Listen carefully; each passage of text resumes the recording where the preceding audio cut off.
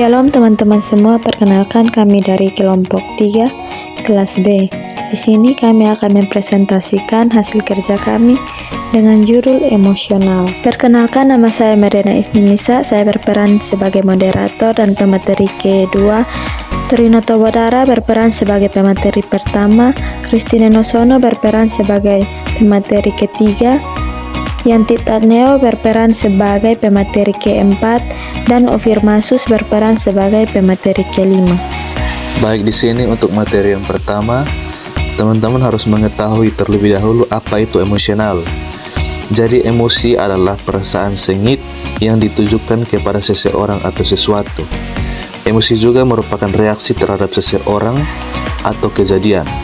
Emosi dapat ditujukan ketika merasa senang mengenai sesuatu, marah kepada seseorang, ataupun takut terhadap sesuatu. Untuk emosional ini dibagi menjadi 6 jenis. Yang pertama ada emosi marah, emosi jijik, emosi takut, emosi bahagia, emosi sedih, dan emosi terkejut. Ada juga aspek-aspek yang ada dalam emosional, salah satunya yaitu pengendalian diri atau self-control. Pengendalian diri artinya kemampuan di mana seseorang dapat mengendalikan dirinya secara sadar agar menghasilkan perilaku yang tidak merugikan orang lain, sehingga sesuai dengan norma sosial dan dapat diterima oleh lingkungannya. Pengendalian diri ini bertujuan sebagai bentuk pembelajaran hidup dalam memahami suatu situasi dan kondisi dalam lingkungan maupun kehidupannya. Contohnya seperti kita dapat mengendalikan diri kita dalam lingkungan sekitar kita yang sedang ada dalam bahaya seperti perkelahian. Kita dapat menjauhkan diri kita dari hal tersebut yang dapat membahayakan diri kita. Di pusat pengembangan anak, faktor-faktor pengendalian diri dapat diajarkan dan diterapkan secara spesifik untuk membantu anak-anak mengembangkan kemampuan ini. Yang pertama itu faktor kognisi, di mana anak-anak diajarkan untuk mengenali emosi mereka dan bagaimana memprosesnya secara rasional. Contohnya seperti mengajarkan anak-anak untuk mengidentifikasi perasaan marah mereka dan mencari cara untuk menenangkan diri sebelum bereaksi. Yang kedua itu faktor emosi, di mana pelatihan emosi membantu anak-anak mengelola perasaan mereka dengan cara yang sehat. Contohnya seperti mengajarkan teknik pernapasan untuk menenangkan diri pada saat mereka sedang merasa cemas ataupun marah. Yang ketiga itu faktor motivasi, di mana mengajarkan anak-anak untuk menetapkan tujuan yang dapat mereka capai dan memberikan motivasi untuk mengendalikan perilaku impulsif. Contohnya seperti memberikan penghargaan atau pengakuan ketika mereka berhasil mengendalikan diri mereka sendiri dalam situasi yang menantang. Yang keempat itu faktor lingkungan, di mana kita harus menciptakan lingkungan yang mendukung di pusat pengembangan anak, termasuk dengan memberikan dukungan dari staf dan rekan sebaya untuk berlatih pengendalian diri dalam berbagai situasi sosial.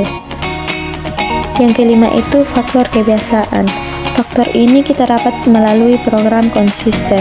Anak-anak dapat mengembangkan kebiasaan positif seperti mempertimbangkan konsekuensi dari tindakan mereka sebelum bertindak.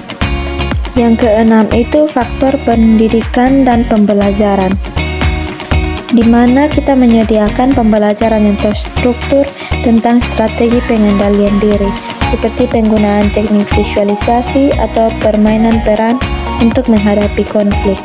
Yang ketujuh itu faktor kesehatan fisik, di mana menekankan pentingnya kesehatan fisik yang baik dalam menjaga keseimbangan emosi dan mental anak-anak di pusat pengembangan anak. Dengan memadukan pendekatan ini, pusat pengembangan anak dapat membantu anak-anak mengembangkan keterampilan pengendalian diri yang kuat untuk mendukung perkembangan mereka secara holistik. Baik, saya akan menjelaskan tentang prinsip pengendalian diri. Yang pertama itu ada kesadaran diri. Anak diajarkan untuk mengenali dan memahami perasaan dan reaksi mereka terhadap situasi tertentu. Contohnya, Anak diajarkan untuk mengenali ketika mereka mulai merasa marah atau cemas. Yang kedua adalah pengaturan diri. Mengajarkan anak untuk mengatur diri mereka sendiri dalam menghadapi godaan UCCI atau impuls. Contohnya memberi mereka strategi untuk menunda keinginan atau untuk memilih respons yang lebih bijaksana. Yang ketiga itu ada motivasi diri. Motivasi diri dapat membantu anak menetapkan tujuan dan motivasi diri untuk mencapainya, yang dapat membantu mereka mengendalikan diri perilaku impulsif. Contohnya seperti membantu anak menetapkan tujuan akademik atau sosial yang dapat mereka raih dengan mengendalikan diri dalam hal fokus dan disiplin. Yang berikut tujuan pengendalian diri. Yang pertama, meningkatkan pemahaman dan penerapan konsep penerimaan diri, kecerdasan emosional, dan kreativitas pada anak-anak. Dan yang kedua, mengembangkan keterampilan pengajar dan tenaga pendidik dalam mendukung perkembangan holistik anak-anak. Yang ketiga, mendorong kolaborasi antara orang tua, pengajar, dan tenaga pendidik untuk menciptakan lingkungan pendidikan yang mendukung dan memfasilitasi pertumbuhan anak-anak. Dan yang keempat, menyediakan platform untuk berbagi pengetahuan, pengalaman, dan praktik terbaik dalam pengembangan anak-anak. Dan yang kelima, memotivasi anak-anak untuk menjelajahi potensi kreatif, emosional, dan penerimaan diri mereka melalui pendekatan yang menyenangkan dan interaktif. Kesimpulan, pengendalian diri adalah kemampuan di mana setiap individu mampu mengatur dan mengendalikan emosi, pikiran, dan perasaan melalui perilaku mereka guna mencapai tujuan jangka panjang. Kemampuan ini penting dalam berbagai aspek kehidupan, termasuk pengambilan keputusan, hubungan interpersonal, dan kesejahteraan mental.